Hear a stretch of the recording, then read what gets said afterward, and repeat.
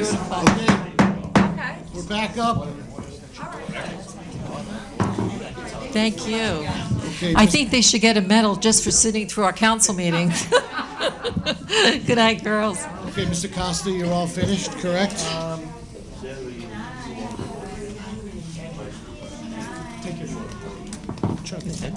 done? All done, Mr. Costa? I can't think of anything else. Okay. Over to Mr. Jakowski. Anything? The only thing that I have to report, Mr. Conti, is that we spoke about the police hiring at NAACP. We did receive confirmation yesterday that they've approved our form of agreement. All right. It's now a matter of getting the court order, which hopefully we can do within a short period of time. Wonderful. Wonderful. And you were briefed in the work session on everything else. Yes. Okay. Excuse me? Sure. Mr. Ledico. First, Mayor, Council, I'd like to thank you for the proclamation. I'm hanging it proudly in my office. Pete, one But- thing you didn't know about. I didn't know about it, you're right. But I do want to say, and I talked to many clerks throughout the state and in the area, how fortunate I am to work for such a mayor and council. I just want you to know that, as Saddlebrook is one of the most fantastic towns around. I'm proud to be here through you, working for the residents. And we have a great staff. Our employees are terrific. I don't think we know it.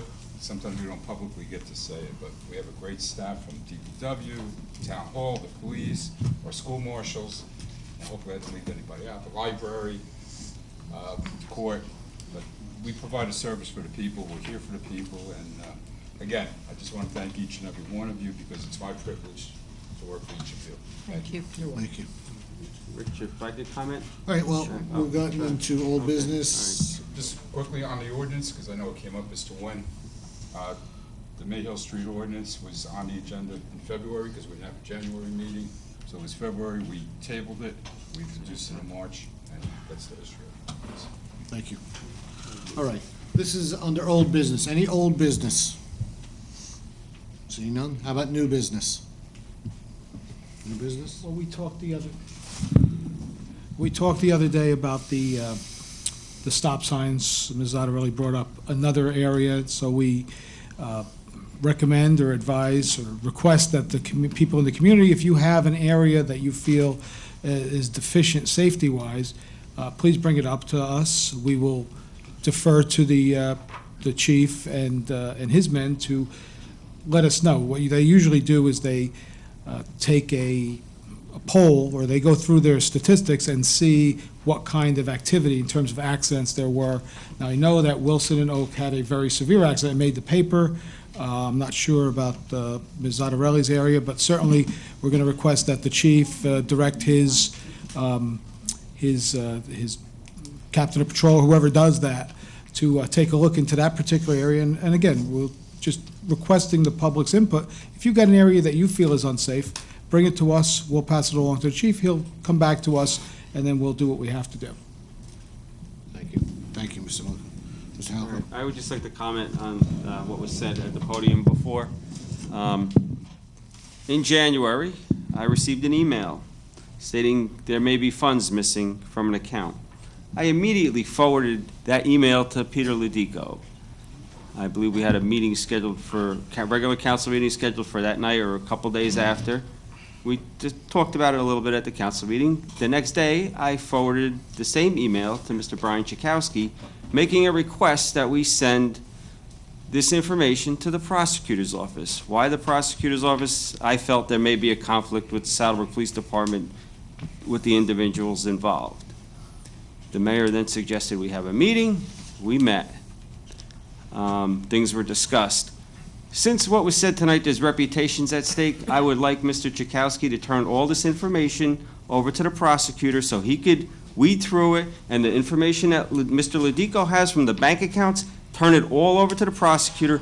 Let the prosecutor decide who is innocent or who is guilty or who needs to be charged or who doesn't need to be charged.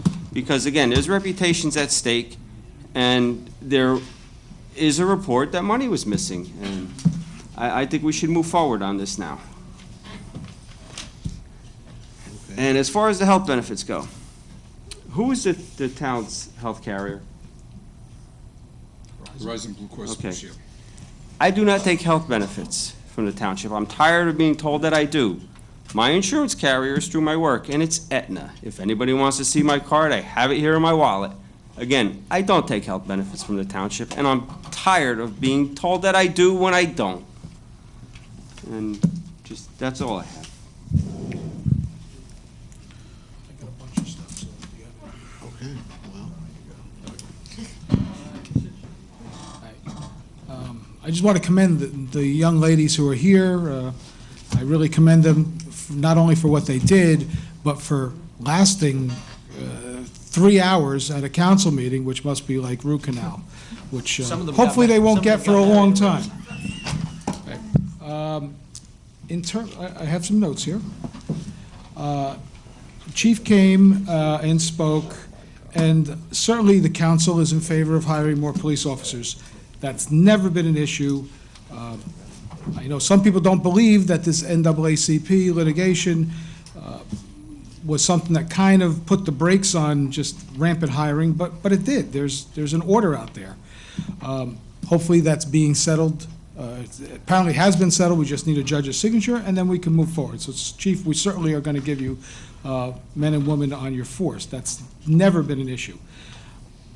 For people who don't know how this works, because there's been a lot of talk of table organization, and that's something that usually does not come up at public meetings. Just like there's 3 branches of government that we all learn about in civics class or American history, there's the executive branch, there's the legislative branch, and there's the judicial branch. It's kind of the same thing when it comes to the table of organization on the local level. The chief runs the day-to-day operations of the police department.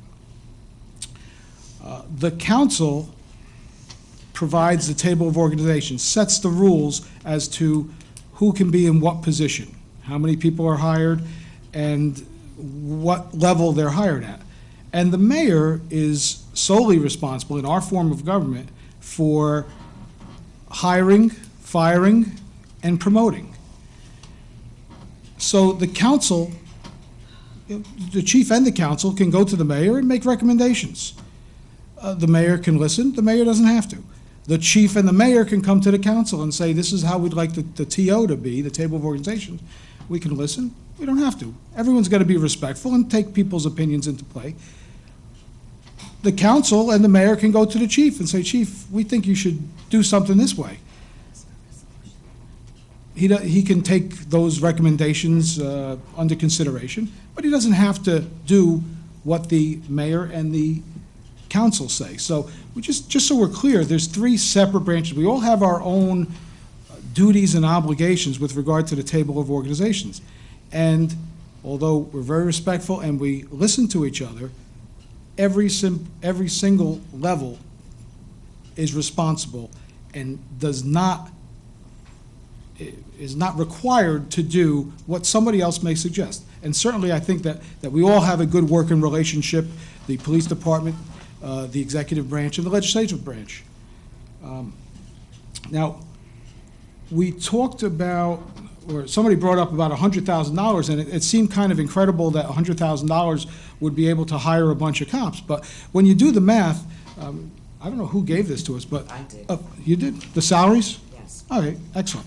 The starting patrolman in our town, beginning this year, is $36,356. Actually, what this council did was, during our negotiations, I guess it was through the mayor, but we had made recommendations to the mayor on what to do, and the PBA went along with it. We have set for the next 5 years, or starting in 2012, a starting salary which has remained flat. It's $36,356.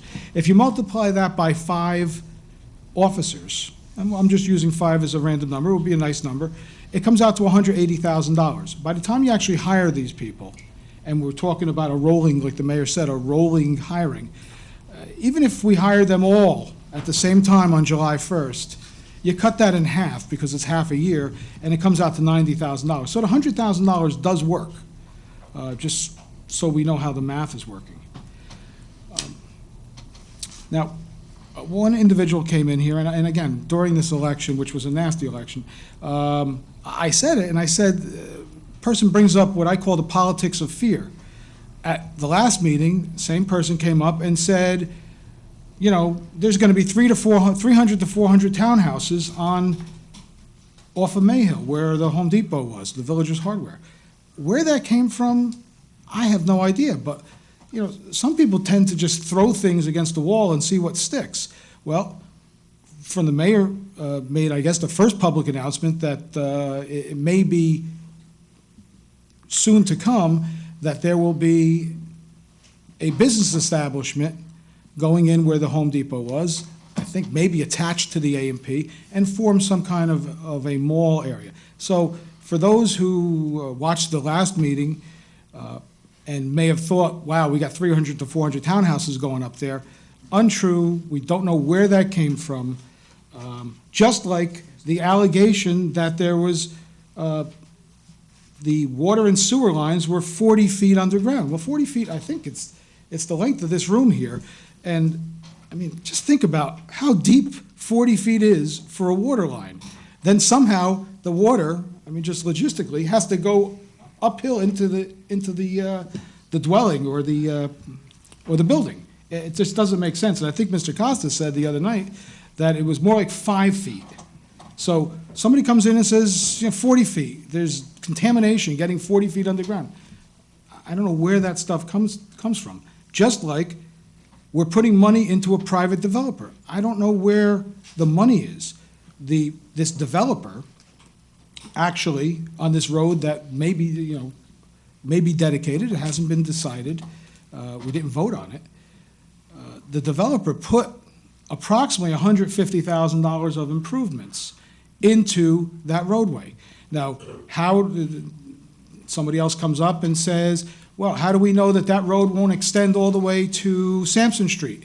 Well, I don't think physically it could, because they would have to probably knock down the building, widen their roadway, and I think there's other properties that get in the way. But there's a simple way to do that. Put a deed restriction in, because the two property owners, Muscarell and I forget who, it might be Condor Contracting, own half of that roadway. Put a deed restriction in which says you can't do that. So that's kind of a simple solution, and that might allay the fears of some people.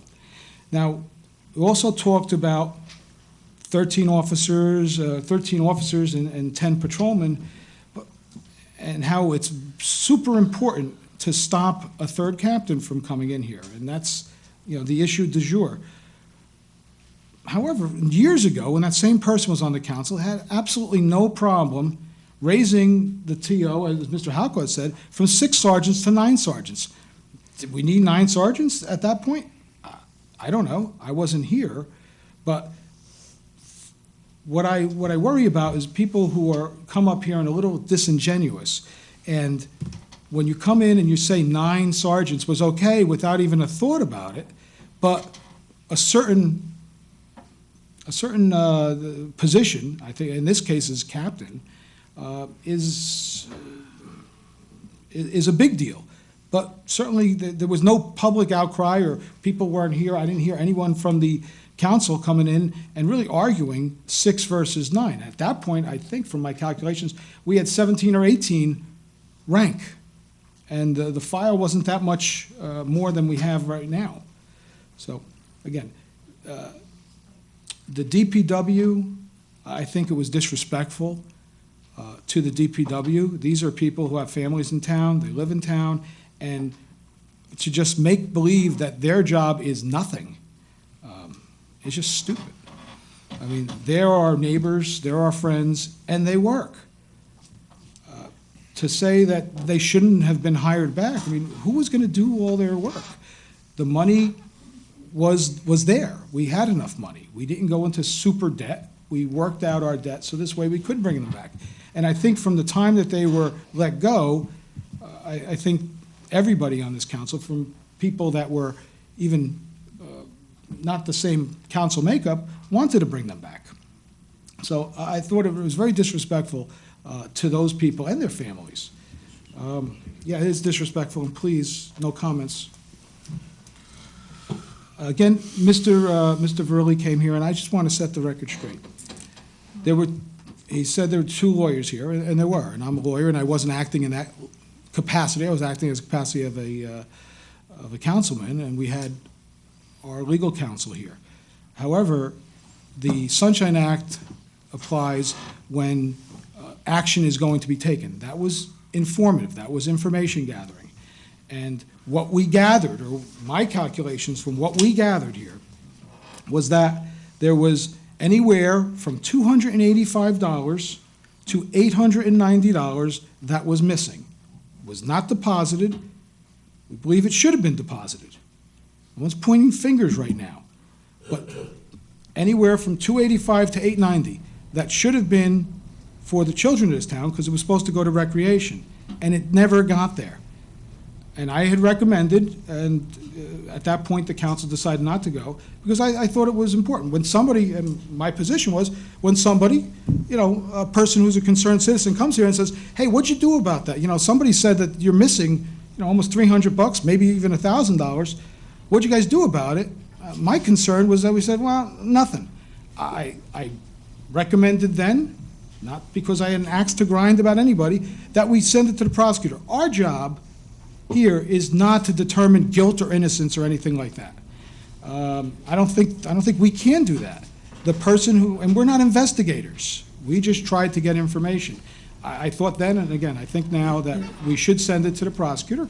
And if people's reputations are at stake, like Mr. Halco said, let the prosecutor do what they have to do. And if nothing comes of it, nothing comes of it. But at least the township can't be accused of sweeping things under the rug. And it may seem that that's what we did here. And again, I love the mayor, but I disagreed with what she said, that we shouldn't go there. I thought we should, and I still think that we should. Just one last thing was the question about certifying and this ordinance that we talked about. We weren't voting on a second reading, and what the language in that ordinance said that he certifies. He hadn't certified it yet. I don't think that there's any problem with voting on something which has certain language in there, because I think he was accused of not certifying something, or certifying something that wasn't true, because we wouldn't have voted on that for a second reading unless he did in fact certify. So when we voted on that, those are just words that were going to be put in place. And so, as of today, we're talking about something that went in February. It's April 11th, and this document has not been signed by the council. So I don't think that Mr. Costa did anything wrong, and I don't think that any member of the council did anything wrong, for that sake, for voting on it for a first reading, because things do change, and you see that we had a first reading of Mayhill, and it's now tabled. So a lot of things happen between a first reading and a final reading. That's all I have to say. Have a nice month. Rich, through the chair, I'd like to make a motion that we take a vote to see if we want to send this to the prosecutor. Okay. You made a motion? I'm making a motion. Second. Second by Mr. Simaluka. I need a roll call, please. Councilman Simaluka? Yes. Councilwoman Mazur? Yes. Councilman Halka? Yes. Councilman Camilleri? Yes. Council President Conti? Yes.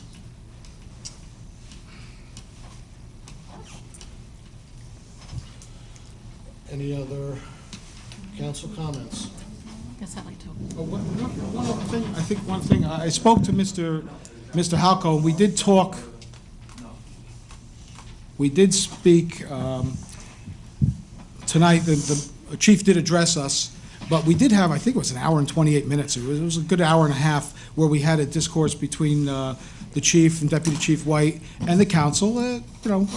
We got a lot of information, and I believe that that was recorded. And Mr. Halco, do you think it can be on the township's website?